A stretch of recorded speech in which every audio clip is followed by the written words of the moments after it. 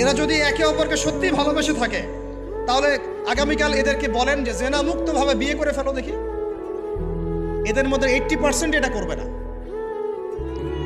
কারণ তাহলে ভালো ভালো যদি এতই বাসো তা হাতটা ধরিও না তুমি, আল্লাহ পাক হাত ধরতে নিষেধ করছেন।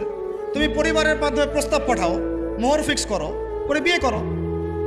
ভালোবাসো যদি, তাহলে তাকে নিয়ে সন্তুষ্ট থাকো, তার সম্মানবোধ রক্ষা করো, তার দায়িত্ব নাও। তার কি নিবা? দায়িত্ব নাও। ভালোবাসার ডেফিনেশন চেঞ্জ করেছে এরা। একটা মেয়েকে ভালো তুমি যদি বেশেই থাকো ছেলেটাকে, তাহলে তুমি তার সাথে কিভাবে এভাবে হারাম জেনায় লিপ্ত হতে পারলা? তোমার তো বলা উচিত ছিল যে আমি একজন মুসলিম মেয়ে, আমি এসব জেনাতে যাব না, আমাকে যদি আপনি পছন্দ করেই থাকেন আমার বাবার কাছে প্রস্তাব পাঠান। সিম্পল।